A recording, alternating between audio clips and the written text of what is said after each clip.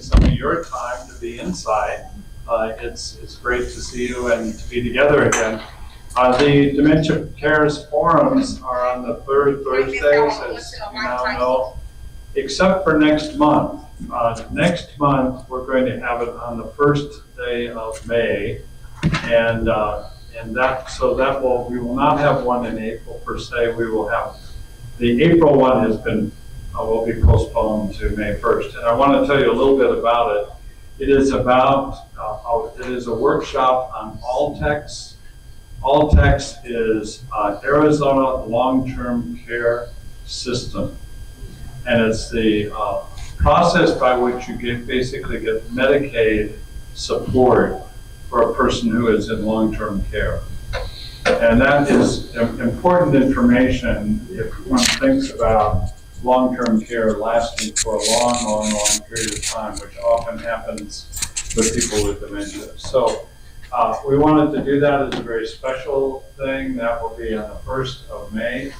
And that session will be an hour and a half long. Most of the time we try to stay to 60 minutes. But anyway, to let you know that that's scheduled for next time. So, and today I'm delighted that Dr. Timothy Domer is back with us again. He's been here probably 3 times, has spoken at other events here in Green Valley.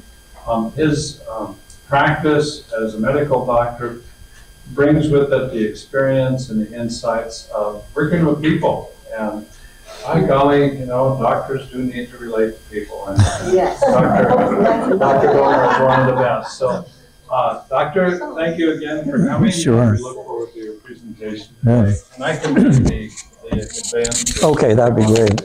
That'd be great. Okay. Can everybody hear me okay? All right, good. Well, thanks for inviting me back. I always enjoy coming down to Green Valley. You have a lot going on down here. The fact that you have programs running through the churches and like Green Valley Cares, it's not affiliated with a church. That really is where the whole issue of dementia care and long-term care and growing old is going to be. If we depend on various government programs, which we should take part as we can, but they really can't do what people do for each other. And that's really why I enjoy coming down and seeing what you all are doing. For those who haven't come to any of my talks, most of my practice was in the Indian Health Service. I worked up on the Navajo Reservation. I'm an internist and I did a fellowship in geriatrics and palliative medicine. So the bulk of my practice for 25 years or so was with older folks in particular and people facing the end of life. And anytime you have a patient that's going through that, you have a family that's going through that as well. So that really was the focus of our practice. So Jerry had asked me would I talk about how to talk to doctors. And I actually, some years ago, somebody had asked me to give a presentation on this, and I prepared it, and almost nobody showed up. So I don't know why there's this fear, but anyway, hopefully we'll sort of address that to an extent. But thinking about this, I thought that we would need to actually broaden this thing out. When you're talking with a doctor, the vast majority of times it's about decision making, right? You have an issue, you're looking for expertise, you're trying to figure out, you know, either what is the diagnosis, or we have a diagnosis, where are we going with this thing? You know, is there tests that we can do? Is there other treatments? And it's all about decision making. And ideally, any decision making really should be mutual, should be joint decision making. The problem comes in that many times patients don't really understand what's going on. They may not fully understand a diagnosis that's been made, or maybe the diagnosis hasn't yet been made. The doctor is working at it from a different perspective. They're listening and trying to make a decision as you're talking. Okay, what do we need to do here? And so often there's a little bit of a disconnect because a patient may be trying to get something from the doctor, and the doctor is trying to think, all right, how am I going to treat this? And so there isn't really a discussion on well, how should we treat this? Okay, so that's partly what I'm going to talk about today when it comes to dementia, and particularly when it comes to Alzheimer's disease, because I know you've had a couple of presentations focused on Alzheimer's disease.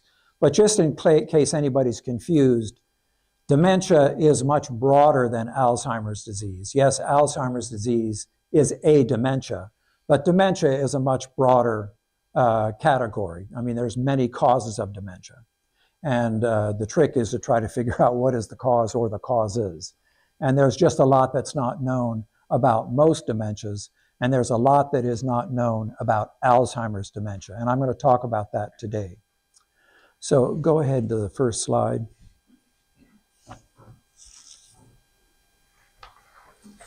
Okay, wake up. Okay, so there's been a number of presentations here and elsewhere in Green Valley. And before we go any further, I need your help. So what have you all learned in these various presentations? And in particular, what has stuck in your mind either as, wow, that was mind-opening, or that you still have questions about, having listened to a lot of different people talk about issues with dementia in particular?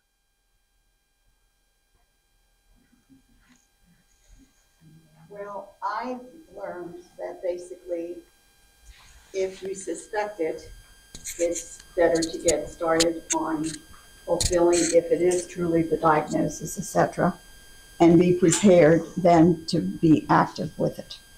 And it's better to do it sooner than later. To get a diagnosis, or? Well, to start to figure out what's going on, Right. Instead of you guessing about it, and then to figure out what is involved and where do you go for some of the services, which are very fruitful down here. Mm-hmm. So the question was, or the comment was, if you suspect dementia in yourself or a family member, it's better to deal with it than wait. Because the earlier you start to deal with it, either to get a diagnosis, no, you don't have dementia, or if you do, what can we do about it? Because with a situation like dementia, dementia by definition is irreversible. If you have reversible confusion, it's called delirium, okay? Dementia is irreversible confusion, okay? And there's many different types of dementia. So dementia will progress, okay? So you're absolutely right, it's important to address it, find out, is this dementia? If it is, what do we need to do? And that's a little bit, and that's really where decision-making comes in. It's all about decision-making.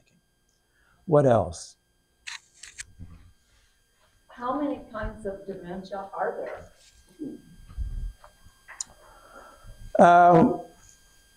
There's 7 or 8 that are sort of classic that people talk about. You know, frontal lobe dementia, temporal lobe dementia. But there's dementias that are associated with other diseases, like with Parkinson's and other diseases that can cause dementia. There's dementia that's caused by tiny vessels that occlude in the brain, like the same sort of situation with heart disease. Dementia can follow a stroke.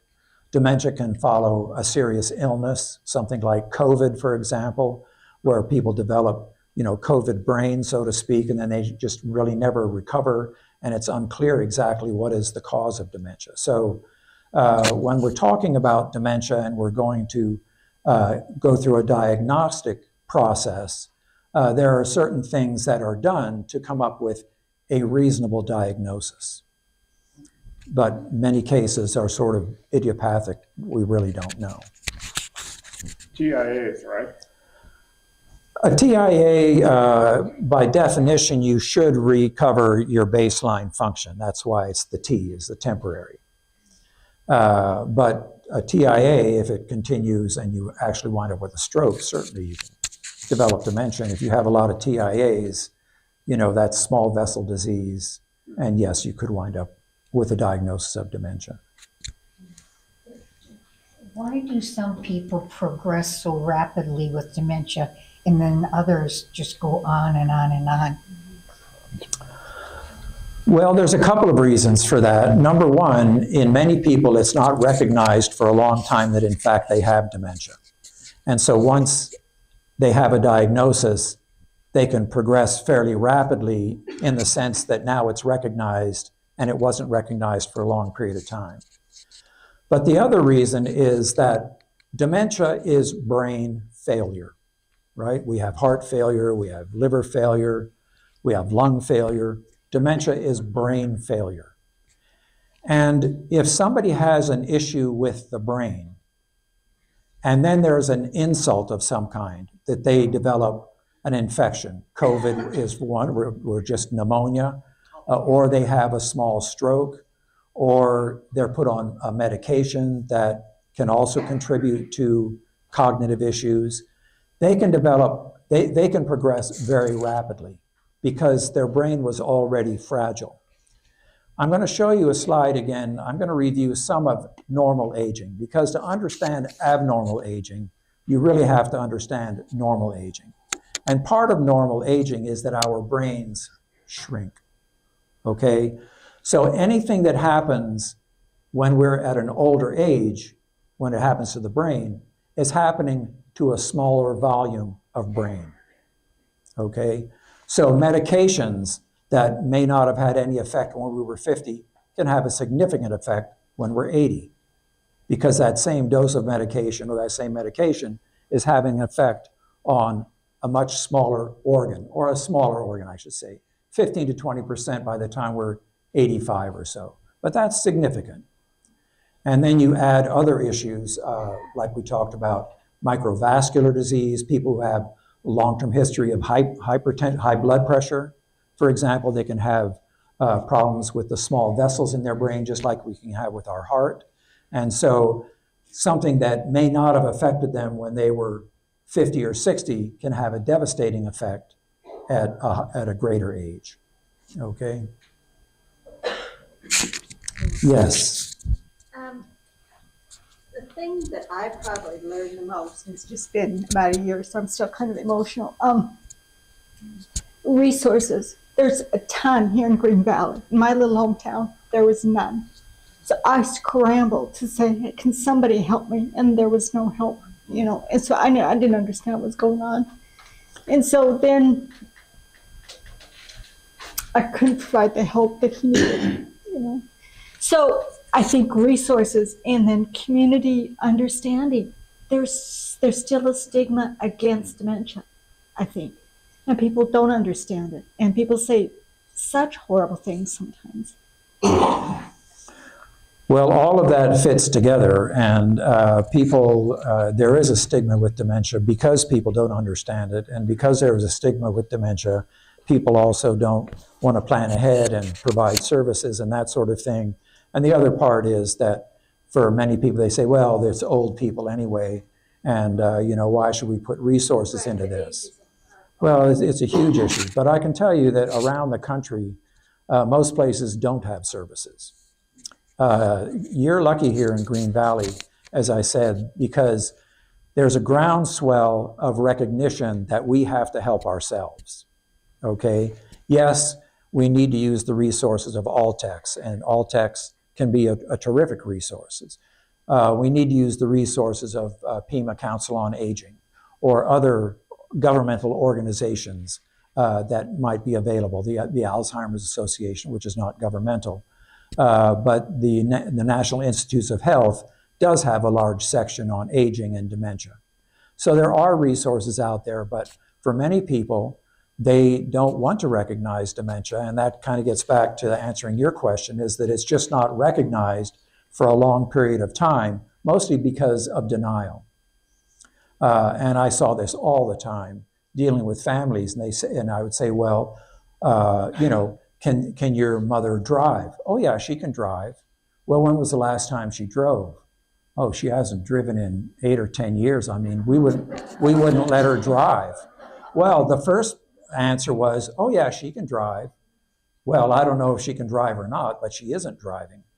And she's not driving because they recognized that it was unsafe, but they didn't take the next step and say, this is really something that we should check on. And they were surprised like you were, that, wow, you're saying that she has dementia? And yeah, I'm saying that she has dementia. And now we need to deal with it. Yeah, so I heard that the major lapse is usually 4 to 6 years between beginning and end of the disease of dementia or Alzheimer's or whatever the others are.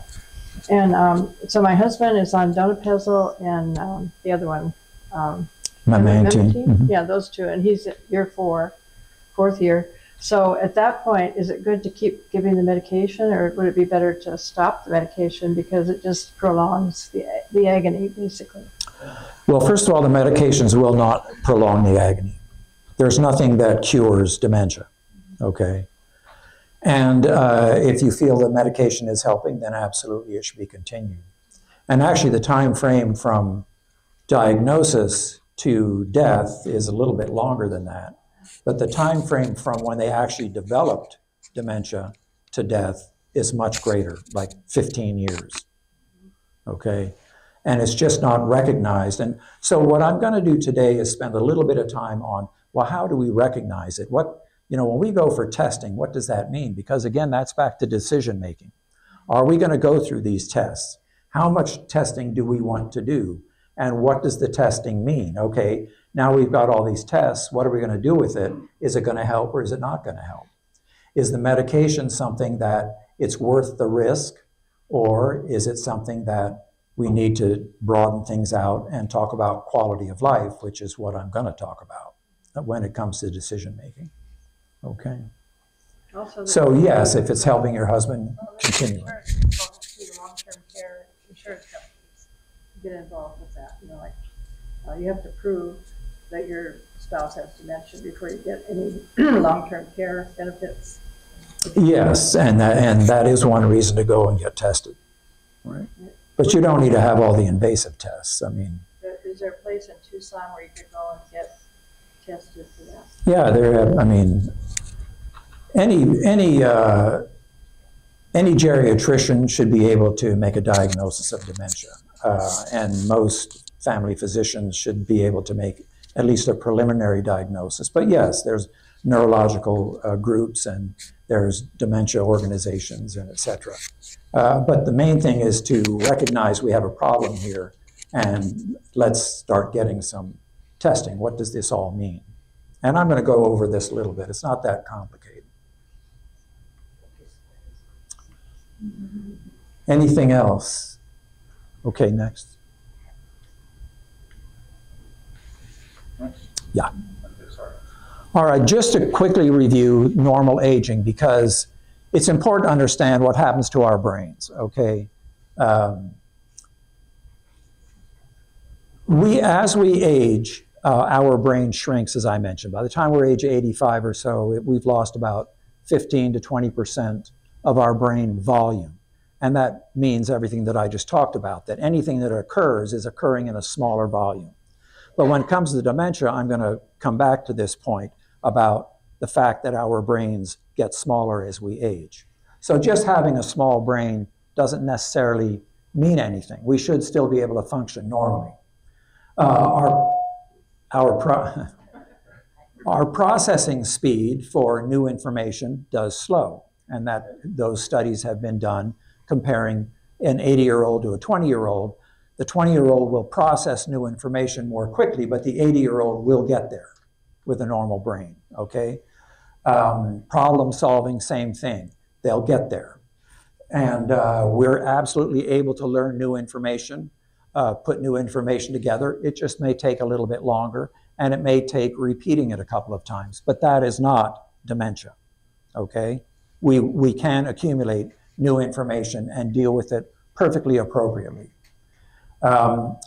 One thing that does occur, and this bears keeping in mind, is that as we age, we become more easily distracted.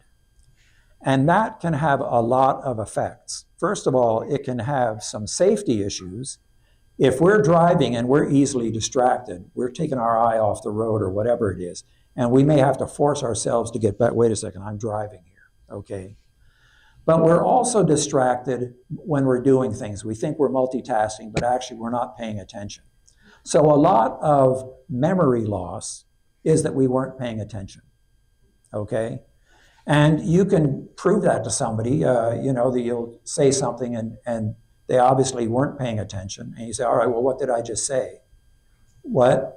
All right, I'm going to repeat it again. And then you repeat it back to me.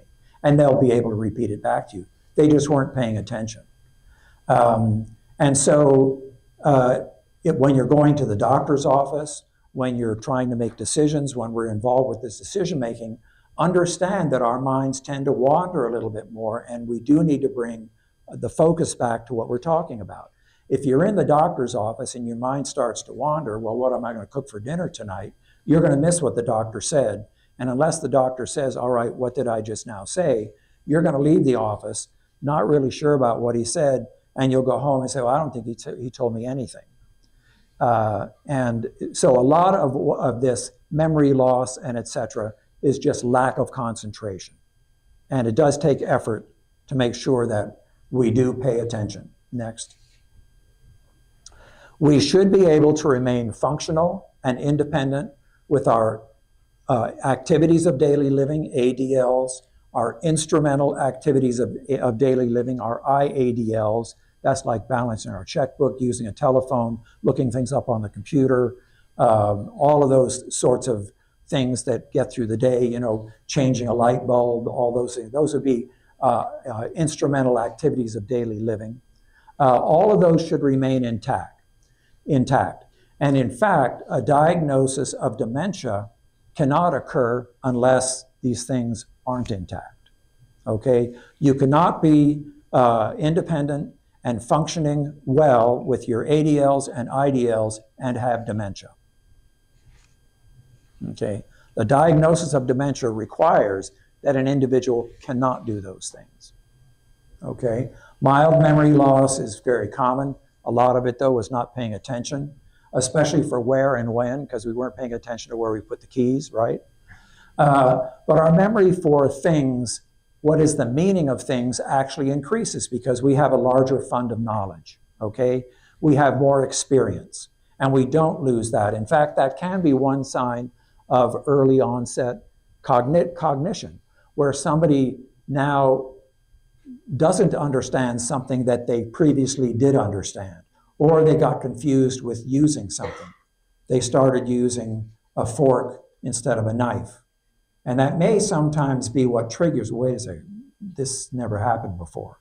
And I've seen all kinds of things like that that did in fact trigger the family. And then when you start asking questions, well, yes, actually, well, yes, actually, well, yes, actually, but it was sort of just, there was denial that played a role in recognizing what was going on. Our memory for how things work should not change, okay? Even if we can't ride a bike, we know about a bike and we know what it's for, and we can help our grandchild learn how to ride that bike. Okay? If you do ride a bike, wear a helmet, because our brains are smaller, right? If you fall, you're rattling around a brain in the same brain box, but the brain moves more and shears off all those little vessels, and then you bleed into the brain. Same thing in a car. So a lot of talk, I think, during your last presentation, there's probably a discussion of mild cognitive impairment, MCI. Basically, MCI is that there's a concern for memory loss in particular, or some concern with functional loss, but the person is still independent. They're still able to feed themselves, clothe themselves, get through the day, do the things that they need to do. They can still handle their finances, but there's still some questions about memory loss, and diagnosis of minimal or mild cognitive impairment occurs if the physician and the family working together feel that this is greater than what would be expected. It always requires corroboration, okay? Somebody else who is observing the patient. If a doctor says, oh, can you do this? Like, oh, can you drive a car? Yeah, I can drive a car. But somebody else, yeah, well, he hasn't driven in 8 years. Well, why? well, you know, he hit something, or and then the story comes out. But mild cognitive impairment is sort of it's a very ill-defined diagnosis, okay? The person is still able to function independently, but there's enough question about some cognitive loss that we need to watch. The hard, cold facts are that from the time that somebody has a diagnosis of mild cognitive impairment, over the next 2 to 3 years, over 50% of those people will have a diagnosis of dementia. So if there is a diagnosis made of mild cognitive impairment, and the doctor suggests, well, maybe we should start something like donepezil, Aricept, then that's the time to start making plans, okay? Because the problem with dementia is, as it progresses, the individual loses some capacity to make legal decisions, okay? They can always be disputed if somebody has a diagnosis of dementia, whether that's a will, a living will, issues in the family, property kind of stuff. So if there is a question of mild cognitive impairment and there is not yet a diagnosis of dementia, that is the time to start making some real plans. Make a will, get a living will, talk to somebody who is going to speak for you if you cannot speak for yourself. Make sure that they know what your values are and how they're going to make decisions when you can no longer make decisions for yourself. And if it's a loved one and they don't want to do that, then you're going to have to figure out a way to sort of move that discussion forward. And you may want to do it, well, I think it's a good time for us to go talk to the lawyer and let's start working on a will. Because the lawyer will set up the advance directive and the living will. If nothing else, identify an individual who will speak for you if you're not able to speak for yourself. Somebody that you trust. Write it down, get it notarized. In the hospital, if there is not somebody there that is recognized as an official spokesperson, like a spouse, in particular a spouse, the hospital will make the decisions that they feel are best at that time. And they are not going to be making decisions based on an individual's values. They will be making medical decisions. And you may wind up in a place that you didn't want to be. Doctors are not going to make value judgments for an individual. It's not their place. It means that I misspelled the word domain.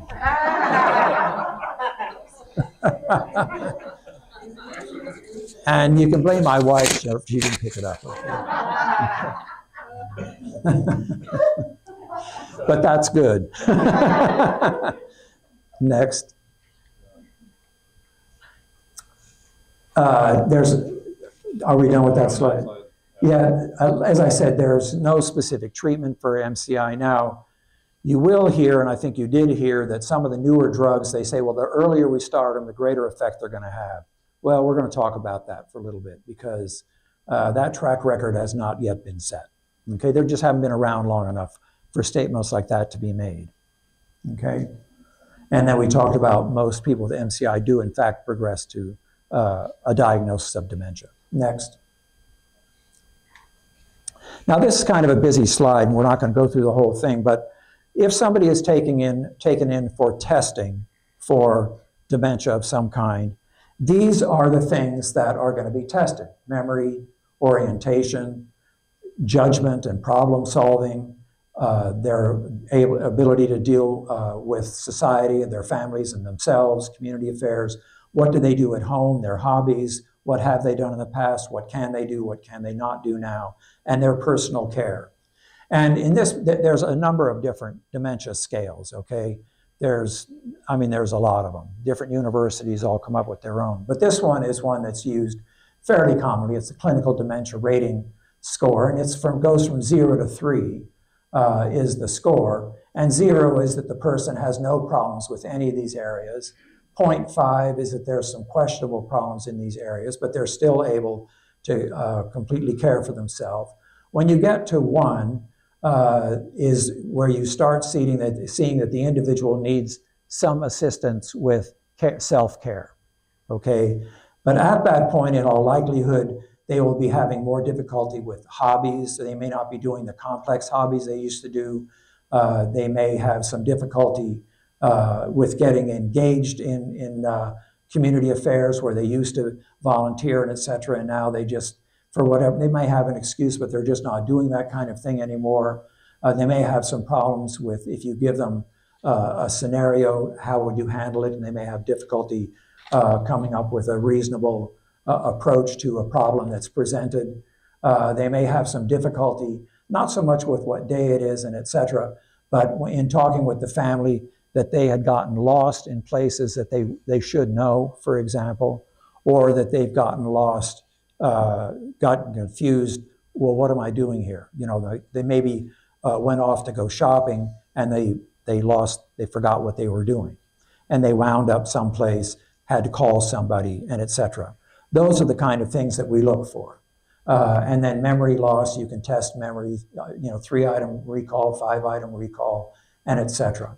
Okay, as it becomes more severe, the scale gets higher, and et cetera, until the individual requires help with all their personal care. They're really not functional at home other than to just be at home. They're no longer doing any hobbies, et cetera. They're not involved outside the home. You'll see that people who develop dementia, their world becomes smaller and smaller and smaller because their area of comfort becomes smaller and smaller. They don't feel comfortable if there's a lot of things going on.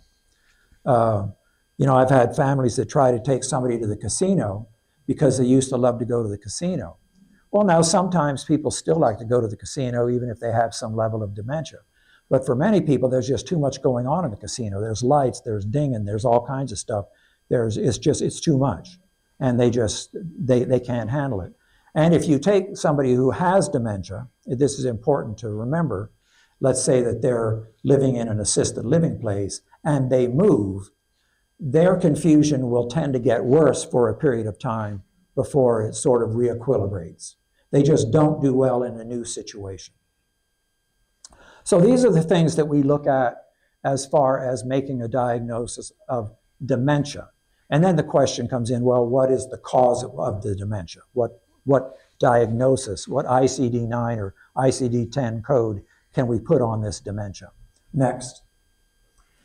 Now, this is a real busy slide, and we're not going to go through the whole thing, but the reason that I put this slide here is it gets back to the question, how many types of dementia are there?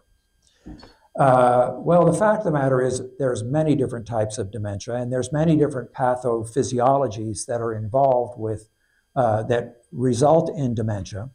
And when it comes to Alzheimer's disease in particular, there are many theories on what is the cause of Alzheimer's disease. So if you hear somebody saying, well, the cause is amyloid and it's the tau proteins and we're going to give this drug and it's going to clear this stuff up and that's the cause of dementia, that has not been proven, or the cause of Alzheimer's, that has not been proven. In fact, there's a lot of data to show that it's either others or all of these things. There's data to show that it's a problem with some of the neurotransmitters, particularly glutamate. Somebody mentioned memantine, okay, and Namenda. Well, Namenda works with quieting down glutamate, okay? That's why we add it to people who are on Aricept, which is down, Aricept is over here. This is the cholinergic hypothesis, that people are losing neuroreceptors in the synapse here, where one neuron talks to another neuron. What's released between those two is acetylcholine, which we talked about before, I think. And they have fewer receptors down here, so the acetylcholine, which is involved with thinking, doesn't work as well. And so something like Aricept, for example, it increases the time that acetylcholine stays in this place. And that's the theory of why Aricept works, because it gives this neuron, these two neurons, a little bit longer time to talk to each other, okay? There's also a hypothesis on the whole issue of oxidative stress. If any of you came to my talk a couple of weeks ago on nutrition, we got into the mitochondria and we talked about oxidative stress and free radicals and all this exciting stuff. It's biochemistry, but the fact of the matter is that it is also why stress is bad, okay? And so what role does stress play in dementias? Well, I'm sure that it plays a role because it plays a role in everything else, okay? And then, is there a problem with how our cells mature? Every cell has a natural lifespan. And is there a problem with cells maturing too quickly and dying too quickly and et cetera?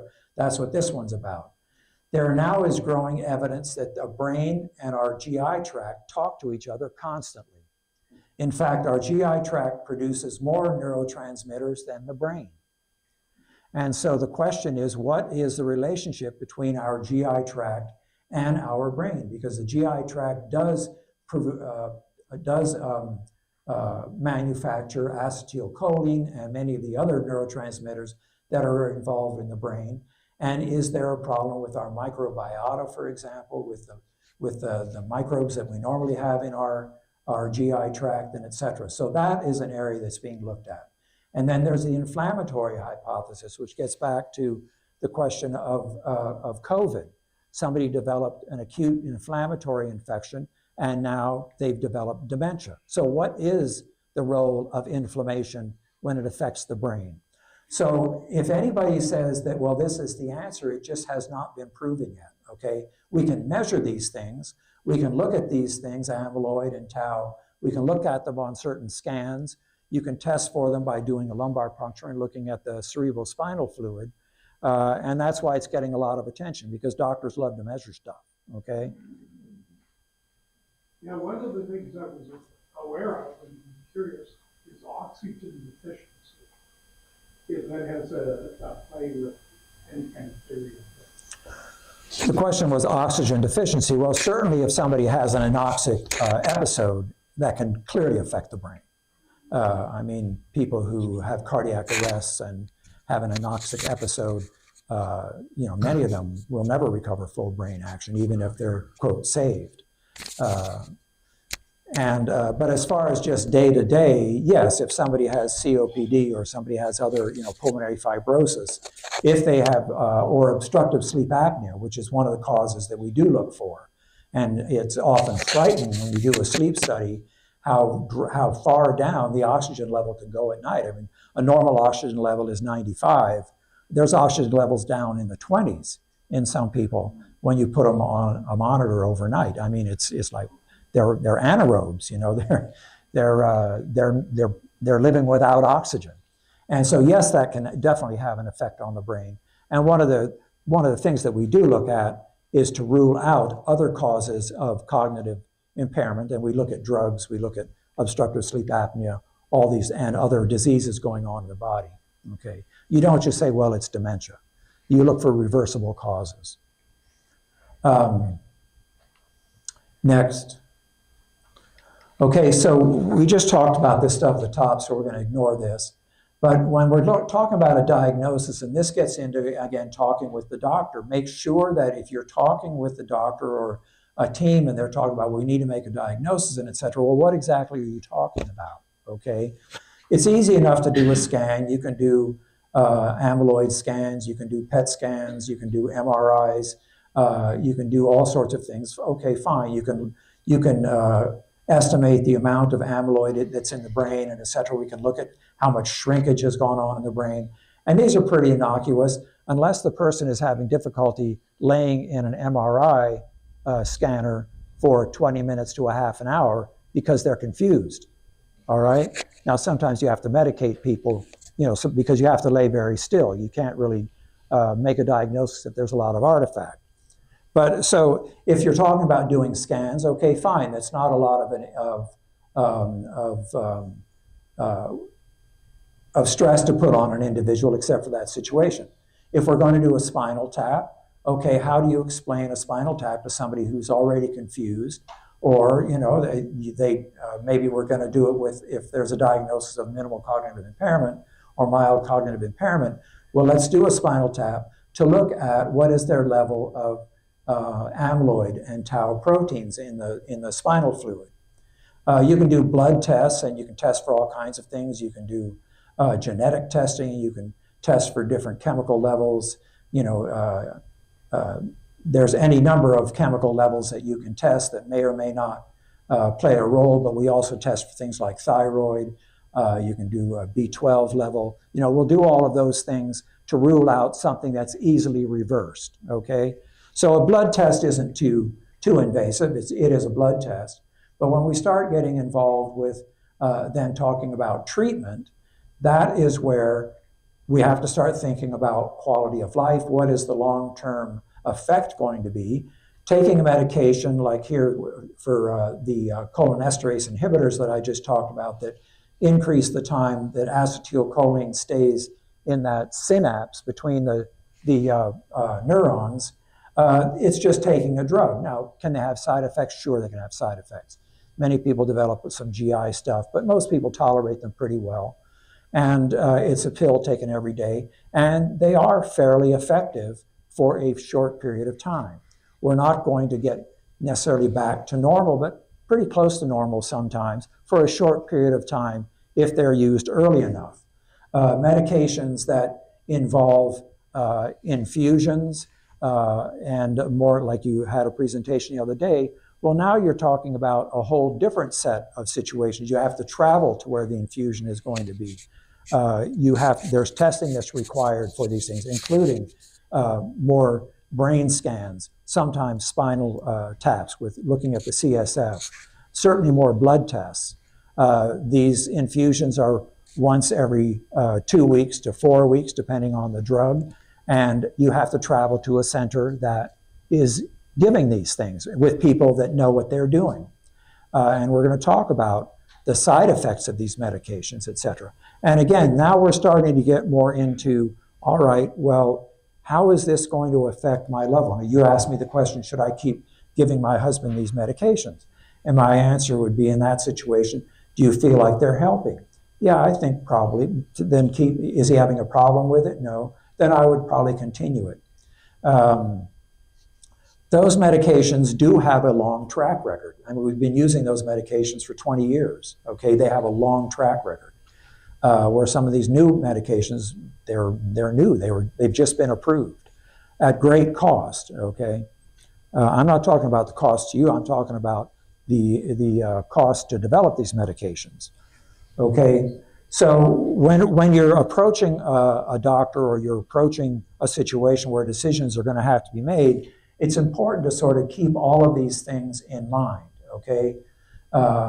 Yes, we're looking for a cause. We can do scans and et cetera. But now if we're going to start getting more invasive, okay, doc, if we do all these tests and it shows that they have dementia or Alzheimer's dementia, how is it going to change what we're going to use to treat? Okay, that's the kind of decisions that should go, they should be joint decisions, okay? But it's important as patients and families that we understand what's going on as much as we can. Because, first of all, the doctors are focused on what they do. Doctors want to fix stuff, okay?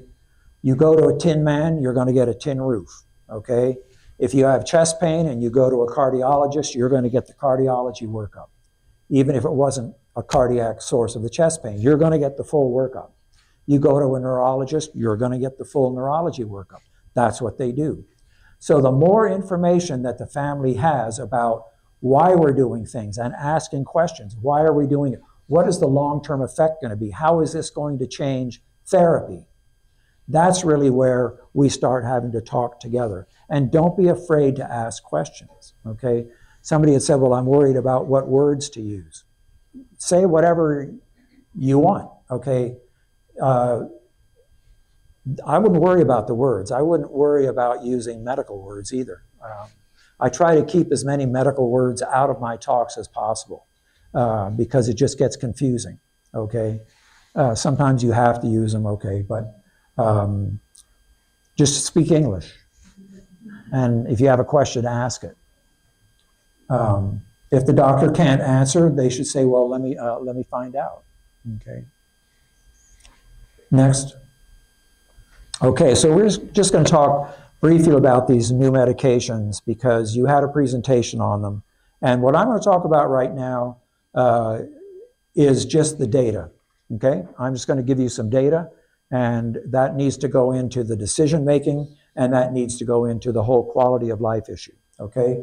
The two medications out there that are not like donepezil, but these medications actually decrease the amount of amyloid, the protein in the brain that is felt to play a role in Alzheimer's dementia. They're given by infusion. Leqembi, with an estimated cost of the drug itself, is around $26,000 a year, every 2-week infusion, and Kisunla, which is every once a month, which is around $32,000 a year.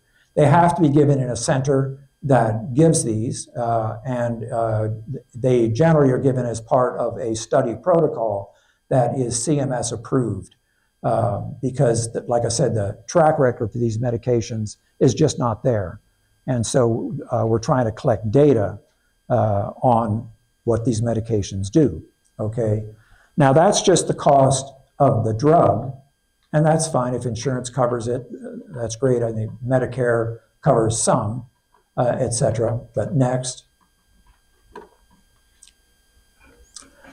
But the additional time is really where the whole issue of quality of life, okay? Blood testing, et cetera. As I said, there's going to be genetic testing, again, before these medications are used, okay? They have to make as tight a diagnosis of Alzheimer's as possible. So they will do genetic testing, they'll do CSF or blood tests or blood tests to look at the level of amyloid and tau proteins in the blood and the CSF and other factors in the bloodstream. There would be scans we talked about. There's going to be neuropsychiatric testing. I showed you the one. There's going to be generally several. You have to travel to the travel center that's giving it. There then are doctor visits that are going to check for amyloid-related imaging abnormalities, which we're going to talk about in just a minute, and other reactions from these medications.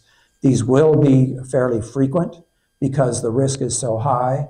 And then we're going to talk about the potential for these effects with the treatment, okay? So all of these need to be taken into consideration if you have a diagnosis, for example, of mild cognitive impairment, and somebody says, well, now's the time to start these medications because they're going to have a greater effect. Well, there's not a track record yet that that statement can actually be made. Next. Okay, the amyloid-related imaging abnormalities, which occur fairly frequently with these medications, they can either be very focal or they can be widespread. They can be with the small vessels or they can be with large strokes in the brain. 50 to 70% are, quote, asymptomatic, which means that 30 to 50% are symptomatic. But remember that any of these things that occur are occurring in a brain that is already fragile. It's a brain that is smaller. It's a brain that has already proven itself to be fragile because it has a disease, okay? It has some form of dementia. So to say something is asymptomatic, I don't think you can really have asymptomatic in a brain like that. Now, you may not be able to recognize it at first, but is it going to have an effect and have an effect on the trajectory of the illness? It has to, because you're dealing with a smaller brain that is more fragile. They may present as headaches or confusion. They may present as a fall, which is a problem. Could be some visual changes. They may have overt seizures, strokes, and etc. Up to 30% of patients are known to be affected with these ARIAs. And again, we'll see over time what that number really is. Kisunla is a little bit more common than Leqembi, but for any individual, it's either 0% or 100%. They either had it or they didn't. Or they didn't this time, they may next time, and that's why there's frequent doctor visits, because these can be so devastating. Okay, next. Are we running out of time? Okay, these will affect brain volume. Okay, the way they work is to eliminate amyloid, and so the brain will shrink, okay? Studies have revealed that these actually accelerate the rate of brain shrinkage by 25 to 35% compared to people who are not treated. And in people who have a diagnosis of minimal or mild cognitive impairment who were treated, their brain volumes decreased to a volume typical of Alzheimer's 8 months earlier than those who were not treated, okay? So you're taking a brain that is already fragile, that brain will shrink. The effects inside that brain really aren't known completely yet. It's just too new. There's not a track record. And so all of this needs to be taken into account when you're discussing these, trying these medications. And this was from a large study of in neurology published in 2023. But there's more. There's ongoing studies that are really basically saying the same thing. Okay, next. And so here's an example of some of these AIRAs.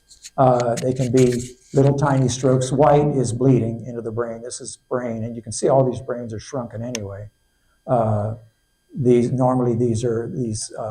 sulci and gyri should be tight against the skull. This is cerebral spinal fluid. So this could affect back in the temporal lobe or the parietal lobes. If it affects way in the back, it can affect our visual cortex. They can be very small. They can be much larger. And they present as these small or large bleeds. And they also present as areas of increased loss of volume. Okay, next. How effective are these medications? Okay, now these are the tests that are used to, that were used to show the effect of these medications that were presented to the Food and Drug Administration for approval. And it's not important really to know all the names, but these are three of the more common ones. And this one is the Alzheimer's Disease Assessment Scale, the Alzheimer's Disease Composite Scale, Cooperative Study, et cetera, mild cognitive impairment. And then this one we looked at before, the Clinical Dementia Rating Scale. Okay. Now, these all have a different scoring system, all right? The important thing is to look here, okay? If the ADAS COG-14 was used, and that was used commonly, it's a scale of 0 to 90, okay? The effect of Leqembi was 1.44 points. Now, I don't know if 1.44 points out of 90 is very significant, okay? And you have to ask, well, what exactly was measured? When you said it was 1.44, it was neurologists doing a battery of questions, okay? But they were able to show that in that test that it was clinically significant or that it was statistically significant.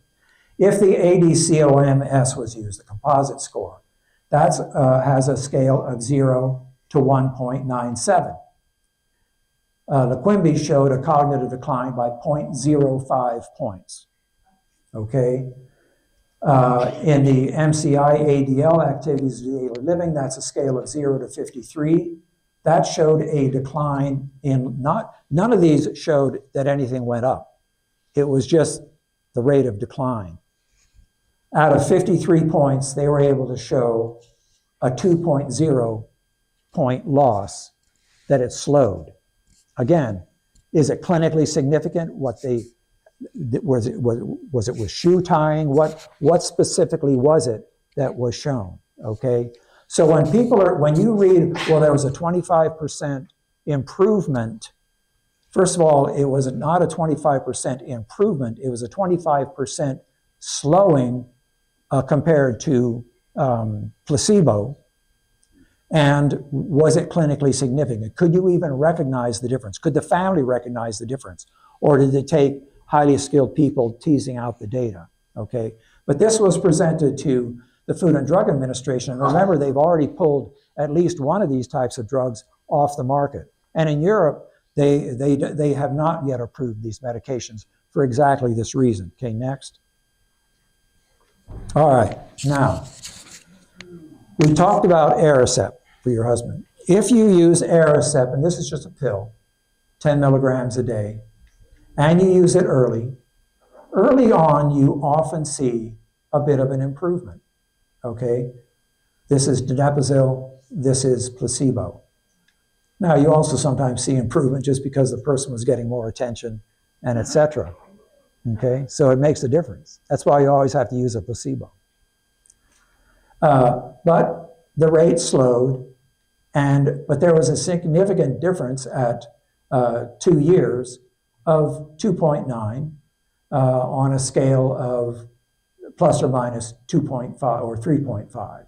Okay, so a pretty wide difference. Now, over time, this is going to continue to go down. This is going to continue to go down. This will probably continue to go down a little faster at some point. And somewhere around here, you do ask the question, is it worthwhile continuing with these medications? And that becomes a value judgment. That becomes, you know, if the person is now developing swallowing problems and they're choking on the pill, I can tell you right now that choking to death is going to be a lot worse than taking this. They can choke on that too, okay? Because almost everybody who has dementia, if they live long enough, will develop swallowing issues, okay? Now, let's look at these anti-amyloid drugs, okay? From 0, nothing went above, and this is the drug, and this is placebo. So the drug slowed it by this much, placebo continued on down, and the difference here of 1.4 is where they're getting that number that it improved it by 28% or whatever number they're telling you that it improved it. But it didn't improve it. It slowed the decline. So you have to be very careful on what is being said, okay? And so whether or not amyloid is actually the driving factor in Alzheimer's is not yet settled, okay? But this is the whole issue with what people think. People say, well, you'll get an improvement. No, from what I understand, especially when it's not very far advanced, so it's too late for him. But people tell you, and then they treat you like you've done a bad thing because you're not putting on these drugs that will give them a 25% improvement.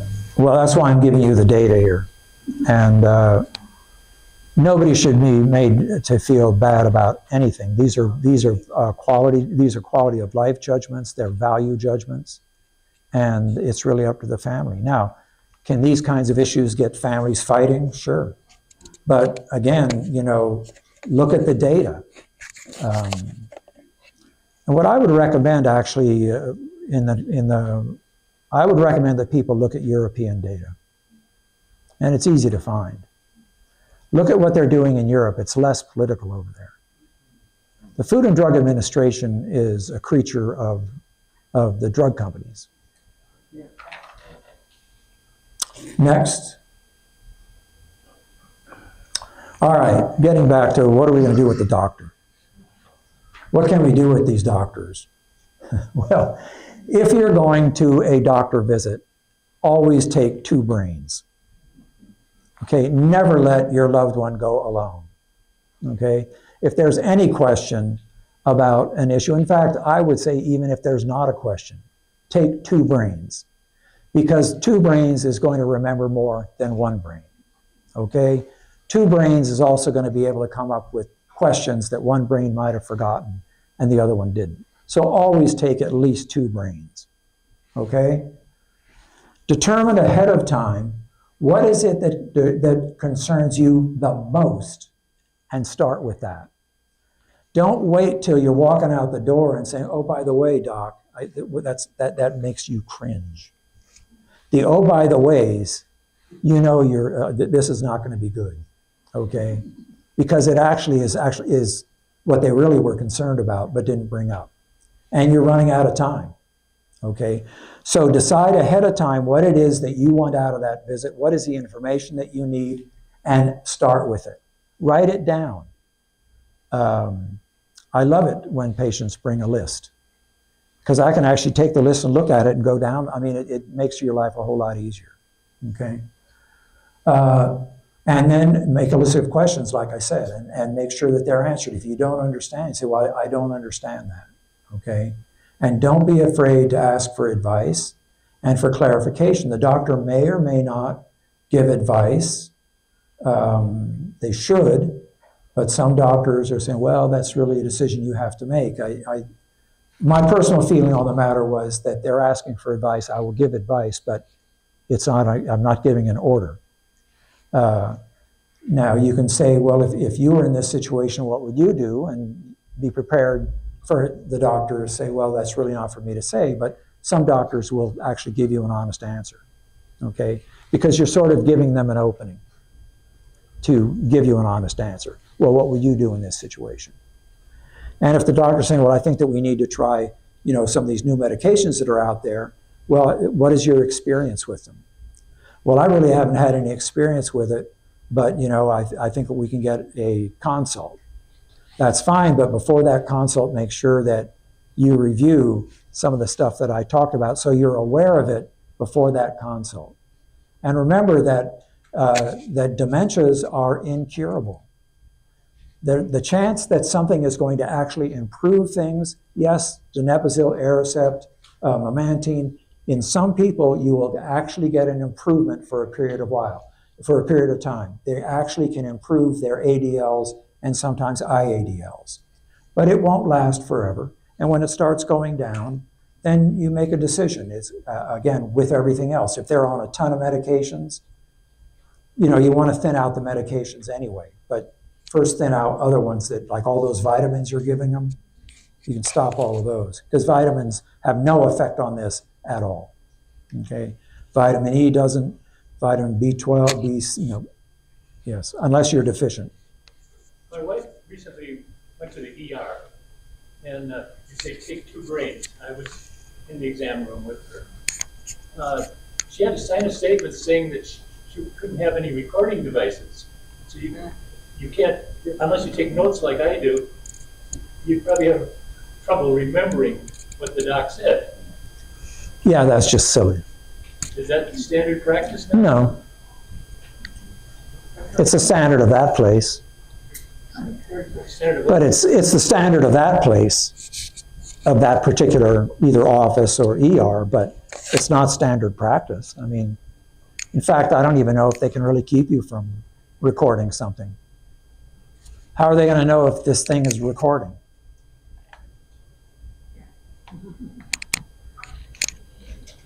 I mean, I think you need to do what you need to do. And then, but if that's going to be the practice, then you need to ask for clarification. There still is a lot of this out there in medicine. They'll throw HIPAA at you and stuff. Most people don't understand HIPAA at all. It's not to keep information from going to where it needs to go. This is bad. Some of these women are told the dangers of chronic marijuana usage in our country. When are we going to be told the dangers of chronic marijuana use? You know, probably about the same time we're going to be told about the dangers of alcohol use. Although that actually is getting some publicity finally. It'll be a while. I mean, it's legal. So, but again, just remember that you're taking a drug that is known to alter how we think. And if you're older and you're taking that drug, you're putting that drug into a smaller volume, and it's going to have a greater effect. What are the long-term effects of marijuana? Again, it's really not known, but we already have a tendency to get a little bit confused. You know, our attention span is lower, and etc. I'm not sure that adding, you know, THC is the way to go. You know, again, it's a value judgment, and I would be at home trying it out if you're going to try it out, you know, where it's safe. Have somebody with you. Yes. Do you ever give this talk to physicians? I'm sorry? Do you ever give a talk like this to physicians? I have. And the result was? Mixed. Because I have a perfect example where I went for just a regular thing, you know, it wasn't a dramatic. And I was sitting on the table. In comes the doctor, sits in the chair next to the door like this, and the first says, I think we need to add a prescription for your cholesterol. So being the person I am, I said, well, why would you add something? I mean, couldn't you just increase that one? He said, because I know what's good for you. Well, see, And that's time to get a different doctor. well, it was. And so then he went back and I said, but, you know, I'm just asking a question. And I don't know if he had a bad day. I think he has many bad days. But basically, he said, well, it's my duty to give you this prescription as a physician. And I said, and it's my duty as a patient to do due diligence so you can give it to me, but I won't be here. Yeah, that's another whole discussion. Yeah, but I mean, you know, seriously. No, I understand what you're saying, intimidate but you. I mean, you know, sometimes it's just like you're in there and he's the doctor and he's supposed to know everything, but they don't explain things. no, look, doctors are human, and and they but- come with a lot of what they come with. My wife is a nurse, and she remembers, she's older than I am. She's much older than I am. She remembers a time when the nurses stood up when the doctor came into the place and the doctor sat down. No. Well, she is now because I'm the doctor. But that's a whole different thing.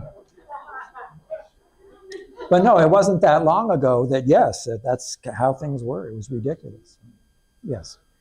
Well, you said earlier that as their dementia increases, their world gets smaller. Well, it's unfortunate that the caretaker's world gets smaller too. Oh, yes. Because they can't get out of the house. That's right. And, you know, I mean, that is really a big issue. It's a huge issue. It's a huge issue.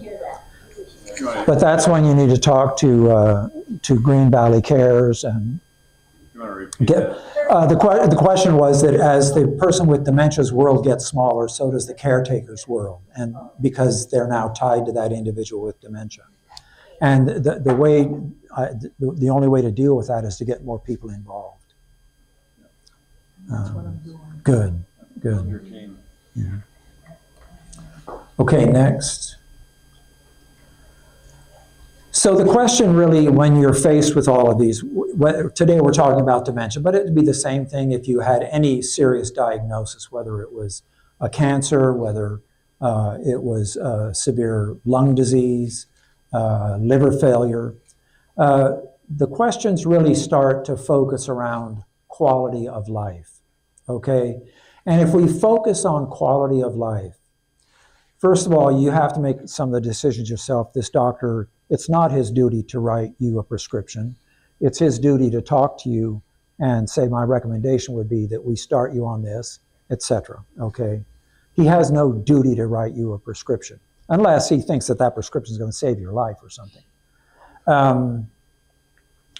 But all of these decisions, then, it comes down to quality of life. Because when you're dealing with something that has an endpoint, okay? It's a defined endpoint of death, okay? I mean, all of us have an endpoint of death.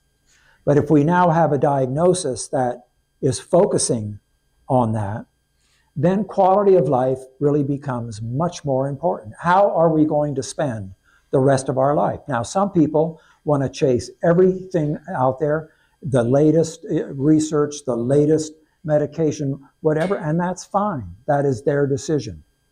Other people say, well, I want to get the facts here, and how much is this going to impact my time?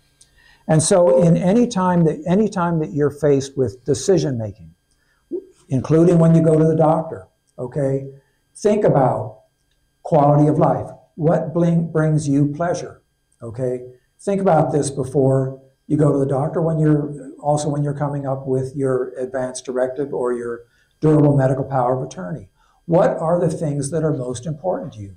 Your grandchildren, travel, whatever it might be, okay? Because it's your life and you only get one of them. What is important to you? Is it important for me to get the latest and greatest in all the medications and the latest treatments? Or is it important for me to do what's going to do the best that we can, but give me time to do what brings me pleasure? Now, some people, they want to, whatever the latest study is, they want to enroll, and that's fine. That's what they have chosen to do. What do you value the most? And it may be worthwhile, I would recommend, that sometime you sit down and you write down, what do you value the most? Okay? Nobody can answer that except you. But it will become more and more important, especially with a disease like dementia, because if you are taking care of somebody with dementia, you're going to be making these decisions because they're going to lose capacity. And the more you know about that individual, the better decisions you can make. And also the better you can deal with doctors and hospitals, especially if it's written down. He would not have wanted that. And I can tell you, I don't know how many times I've dealt with somebody that was either on a vent or went to some, and the whole discussion was going to be, are we going to keep them on the vent or are we going to keep them on these medications and et cetera? And I would say to the family, because the family would be fighting and stuff, I would say, if your father was alive right now, if he was awake right now, what would he tell you? And half the time they would say, he'd tell us all to go to hell. And I heard that many times. I said, well, then why don't we listen to your dad? Okay, because he had made his values known. Okay, but get them written down if possible. Get an advance directive, a medical power of attorney. The more paperwork you have, especially something that has a notary on it, they'll pay attention to in the hospital. They're supposed to pay attention to it in the hospital, but it's still up to each of us to be an advocate for ourselves. There's still too many doctors like that. There's too many. Hopefully it's changing. And then, like I said, make your wishes known. When it comes to like artificial life support or whatever, talk about it. There's not a problem if there's a question to give it a trial, okay? If somebody would say, well, I mean, I want them to put me on a ventilator if I can't breathe, that's how it's going to be presented. Well, if your loved one can't breathe, do you want us to get him breathing again? Well, yeah, I mean, isn't this a hospital? That's really not the question, okay? It's what are your thoughts about keeping somebody or your husband alive artificially, okay? Because people don't understand that. But anyway, it's perfectly fine to give it a trial. If after 3 days, somebody who has advanced illness is not getting better, the chance that they will get better is very, very low. And it's perfectly fine to withdraw the life support. Okay, it's artificial. And it's perfectly fine to withdraw it. But give it a trial if it's an issue that you're uncomfortable with. Next. Just to quickly go through this, I did this before, but again, we're talking about dementia, and when we're talking about end of life, you're going to have a talk on all techs. This is particularly looking at hospice, which is another benefit that people have earned, okay? It's a Medicare benefit that people have earned if they reach the point that the doctors say that you have 6 months or less to live, etc., based on the trajectory of the illness, okay? And so it's very similar. This is one of the scales that we use for dementia, is a functional assessment scale or the FAST scale. It's worthwhile looking up just to get familiar with it. But it goes from 1 down here to 7, and 6 and 7 are subdivided. And again, it's the same sort of thing we talked about before: forgetting objects, problems at work, problems with flushing the toilet, they can't pay their bills, they need help getting dressed, and improper clothing, not flushing the toilet, urinary incontinence, fecal incontinence, okay? They're hospice eligible usually when they reach about a 7C, when they've lost the ability to walk without assistance, okay? Now, if they have other comorbidities like heart disease or lung disease and et cetera, that may play a role. But usually with hospice, if they've reached the point that they can't walk anymore without assistance, it's worthwhile calling hospice earlier to get evaluated because they at least then will know about you but they probably will not be enrolled in hospice until about this stage here. Remember that hospice is a benefit that we have earned, okay?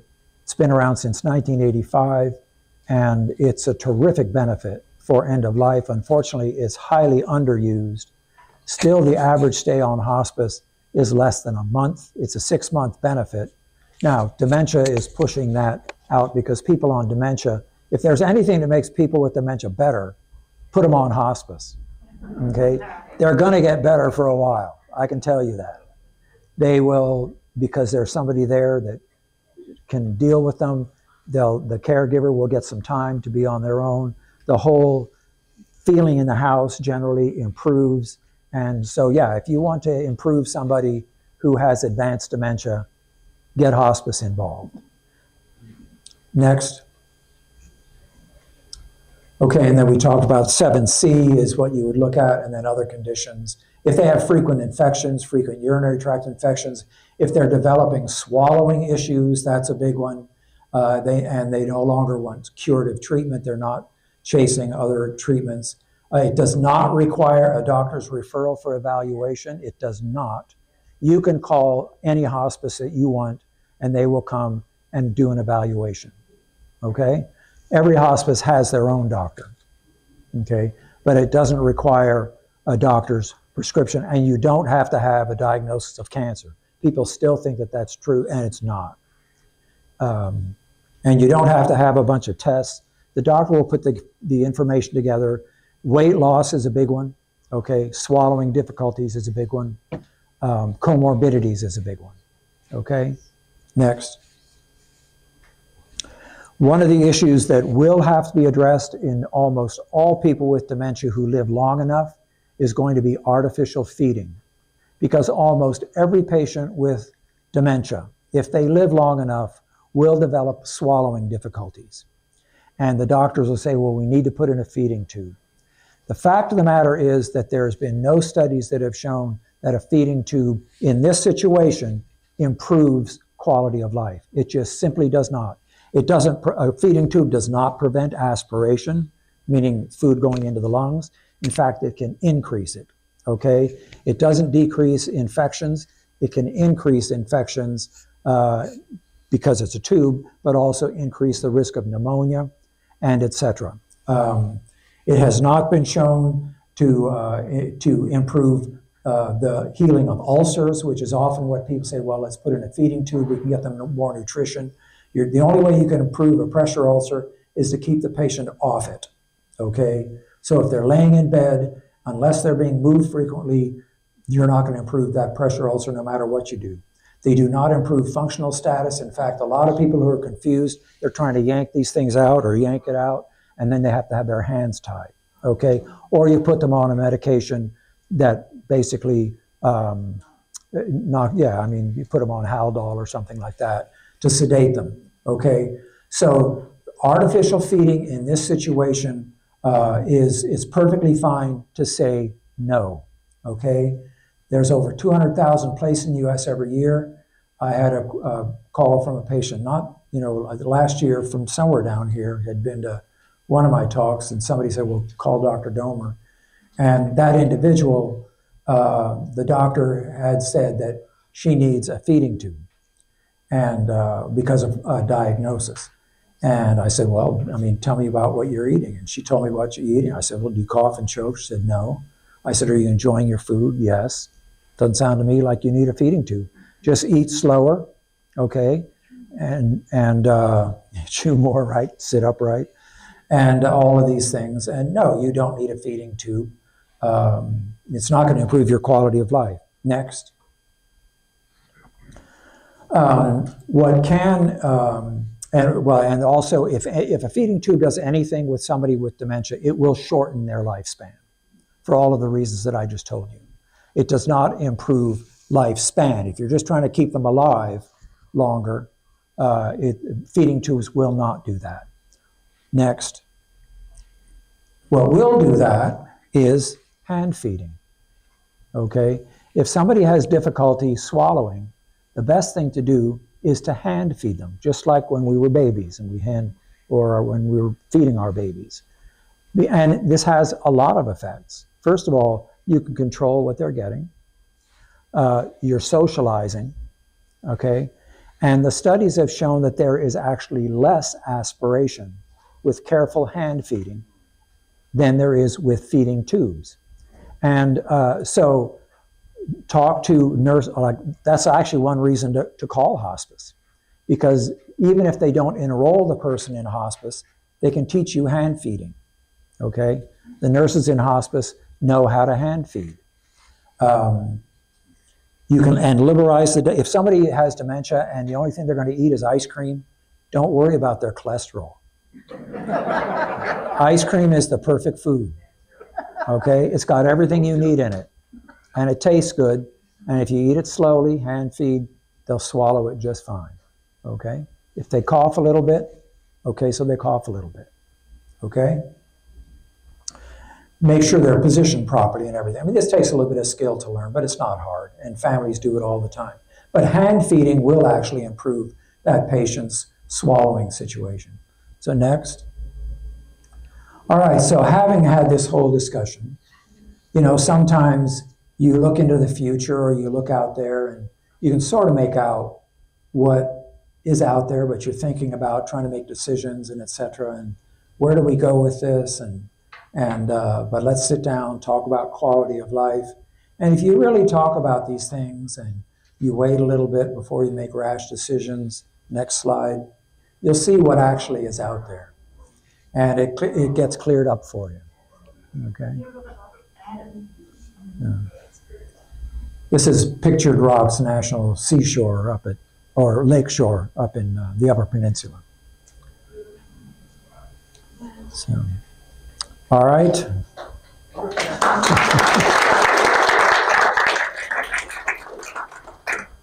you available for conversation? Sure. If somebody wants to follow up with you. Mm-hmm. We thank you very, very much. Very stimulating. May I have the PowerPoint to send out to people then? Is that okay? Sure. So we'll give you a copy of that. You can have the opportunity then to follow up with that. Sure. Great. Thank you so much. All right. Thank you, everybody. And again, next time, May 1st, for Alltech, the Medicaid program for long-term care. Okay? That's what I was Question.